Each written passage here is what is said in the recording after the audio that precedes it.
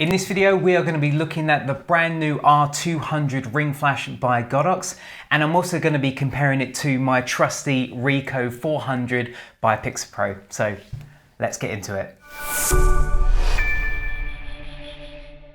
Hey folks, welcome back to the channel. For those of you that don't know me, my name is Reynolds. I'm a portrait and wedding photographer based in Southeast England, and I'm also a photographic educator as well. And today we're going to be looking at the R200 ring flash, which has been sent to me kindly by EssentialPhoto.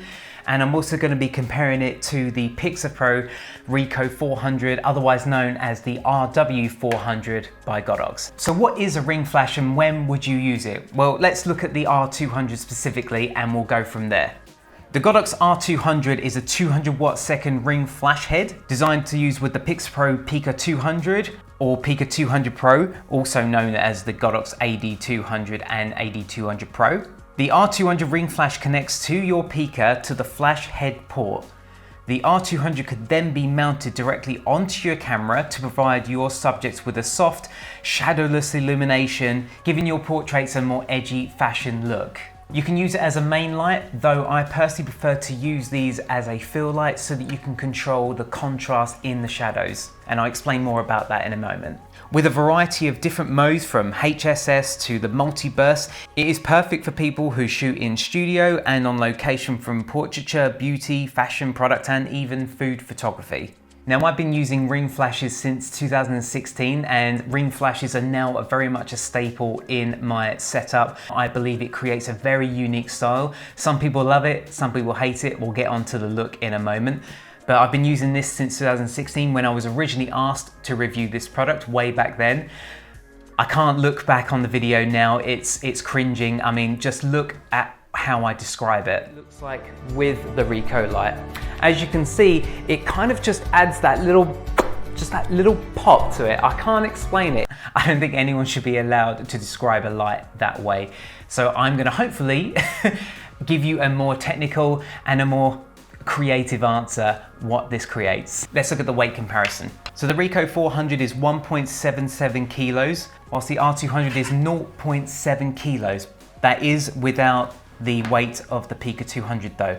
With the weight of the Pica 200, it is 1.93 kilos. So yes, that is more weighty than the Ricoh 400, but you're not going to be carrying both of these at the same time, at least not with your hands.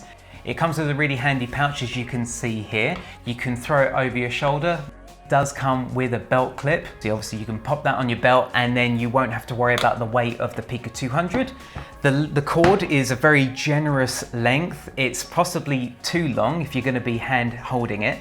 So instead I just wrap it around the Pica itself so that I don't have that much slack while I'm shooting with it. Though I didn't end up using the pouch, I ended up using this Peak Design clip. I think it's the version 2, don't quote me on that, though I will leave a link in the description box below. Having this attached to the Pica here, which means I can use, again, this belt clip without having to enclose the Pica in that pouch. By the way, the pouch is included when you buy it. So I can easily attach this to the Peak Design clip and that will attach to my belt. Again, and I would just then wrap that around the Pica itself so that I'm losing some of that slack, as you can see here, making it a little easier to operate. Now the R200 does come with a modding light, which is really great if you are in studio. If you are using, let's say, you've got a bunch of AD200s where that modding light, when it's in a giant softbox, is probably not bright and it's not illuminating and it's not helping your focus. The good thing about this is the modding light is very strong, which will allow your camera very easily to focus even if it's in a dark studio and you're using flashes that don't illuminate a bright modding light. So let's start with actually how you mount the camera to the ring flash. So the best way, the easiest way in my opinion to do it, let's start with the L bracket first. So you're going to make sure that that is at 90 degrees first and foremost. Then the next thing you're going to do is you're going to put your camera lens down first, make sure the lens cap is on. Then you're going to mount it with the thread at the bottom there. The next thing I would then tackle is the threads at the bottom. Really, you want to be pushing that camera as far out of the ring flash as you possibly can. If you have a lens hood, this is even better. The reason why you want to try and push that lens as far out as you can is if you have, unfortunately, very small prime lenses that sit here, which is kind of inside the ring flash, what's likely going to happen is that's going to flash, then the light is going to go straight into that lens and you're going to lose loads of contrast and it's going to look really ugly. So if you can, use the threads at the bottom and push it all the way forward. Then the next thing you want to do is you want to line it up so it's central. So for that, you'll be using the threads at the back here. Once you've lined it up to the middle and you're happy with it, then you can put your lens hood on and then you are good to go. The camera bracket can be folded up when not in use, and this enables you to quickly and easily store it in your bag without needing to remove the bracket every time. This is how my Ricoh folds away and it just sits comfortably in my think tank bag, and I can do the exact same with the R200 and it's even smaller, so that's even better. I should mention at this point, make sure you have the up-to-date firmware in your AD200 or AD200 Pro or PiXAPRO or PiXAPRO Pro, because when I received it, I did not have the latest firmware. In order for this to work, you need to have at least the 2.4 version. Otherwise, the modeling light will not work. I'll leave a link in the description box below where you can download your latest firmware. So let me show you some examples that I did when I used the R200 when I took some self-portraits. So for this setup, I used a 65cm rice bowl shaped softbox by PiXAPRO. I'll leave a link in the description box below. And I used the 2 layers of diffusion and the grid as well to create a really contrasty light. My settings were, as you can see here, ISO 100, 52mm f8 at 1/160th of a second. All I've changed here is the white balance. So this is a shot straight out of camera with the softbox only. As you can see, I've gone for a little bit of a Rembrandt style. You can see the shadows on the unlit side of my face are very contrasty. Now look what happens when I turn the R200 on and I dial it in to a specific power. We'll get to that, but here's what it looks like when I use it as a subtle fill. If I zoom in, you can see that the shadows have just been lifted. It almost feels like maybe you've messed around with the shadow or the black slider in Lightroom, but you can see that everything has stayed the same. Again, what I love about using a ring flash, this is why I use it, is it creates that subtle fill. And because it's on axis, you won't really see where that second flash is coming from. It could still feel like I've used only one light, but I've actually used two. And what's great about this is with that subtle fill, you can control how dark or how bright those shadows are. Now you might look at this and you might think that that's too bright. That's fine, you can dial it down. I think I have an example where I dialed it down a little bit. So again, this is straight out of camera with just the softbox. And here, very slight, that's very subtle fill there, very, very subtle on the fill light. And you can see, looking at the center of my eye, you see that tiny dot. That is what the R200 is doing. You can see the catch light from the softbox in the corner left there. Now, if you want to get technical, I like to have my ring flash approximately 2 to 3 stops under my key light. So for example, if my key light in this example was at f8, I metered my ring flash to be approximately f4.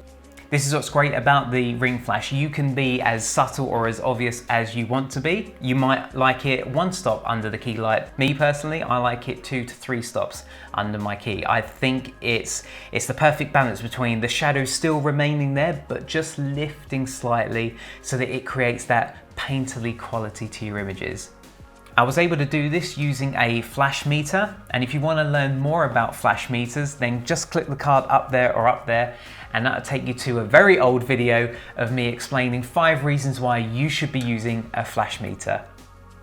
So now I want to show you what the R200 is doing on its own with that subtle fill. I want to show you exactly how much this is contributing to this image. So in this next shot, I'm going to turn off the softbox and you're only going to see the R200.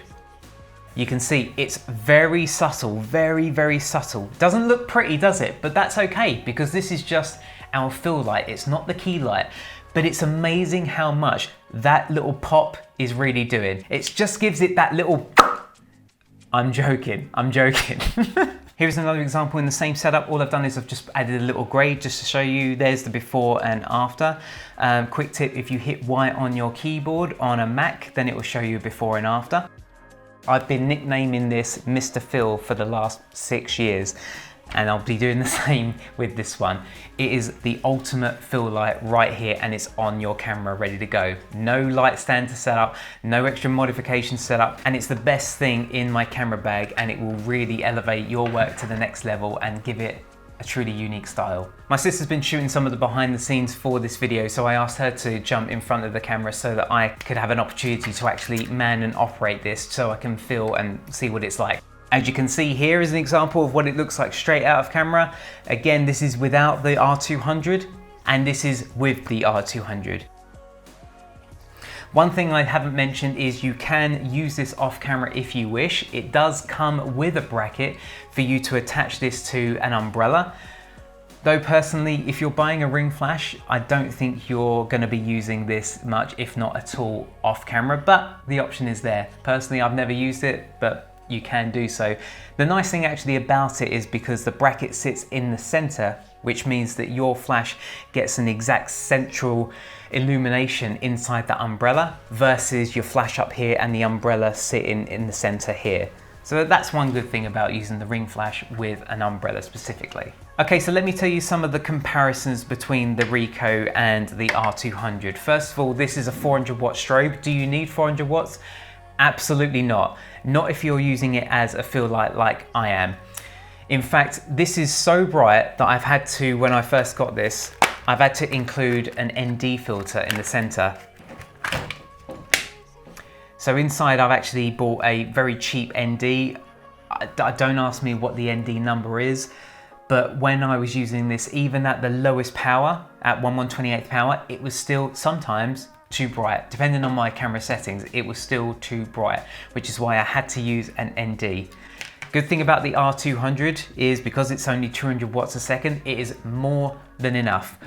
When I was using this in my self-portrait, I believe the power based on f8 to give me a roughly f4 exposure from the R200, I don't think I went above 1/16th power, and that's at 200 watts a second. So it is plenty, nowhere near gonna go up to full power, even with the 200 watt. With this, yes, it has to go on your belt. Some people may like that, some people may not. Me personally, when it was attached to my belt, I had shorts on, so maybe it would be different with a nice pair of jeans or chinos, but it was dragging down on my belt a little, even though it was just a Pica 200. If you're happy to use this on a tripod, then you can use a super clamp, which is what I'm using right here. You can mount that directly to the tripod, eliminating the worry of having this strapped to your belt or having it over your shoulder. So if you're planning to be fixed on sticks, then there's no worry there. Speaking about mounting your ring flash to a tripod, the R200 is going to perform better because A, it is lighter. It has also got the thread right in the center of it. One of the things that I really don't like about the Ricoh is that the thread is kind of off center, it's off axis. And given the weight, it means that if you're not using a very strong tripod, then it will tilt. So is a ring flash for you? Me personally, I would definitely recommend looking at the R200. It's cheaper than this, it's newer than this, it's lighter than this, and it creates gorgeous illumination on the skin. It creates shadowless images depending on how high that power is, and the beauty of it and what I love about it is you can dial that up and down to create a look that you personally like. I've been using ring flashes for about 6 years and I don't intend to slow down now, and I will be using this at the photography show. So if you are watching this and it is before September 2022, then I will be at the photography show this year talking on the PiXAPRO stand and giving various talks on the external stages, and I will be demoing the R200. So if you do have any questions watching this video, either leave them down below or you can meet me in person, say hello, and you can ask any questions there as well. But that's about it for this video, guys. If you liked it, please make sure you hit the like or share button, or subscribe if you are watching this on YouTube. And as always, I will see you again next time. Cheers, guys. Bye-bye.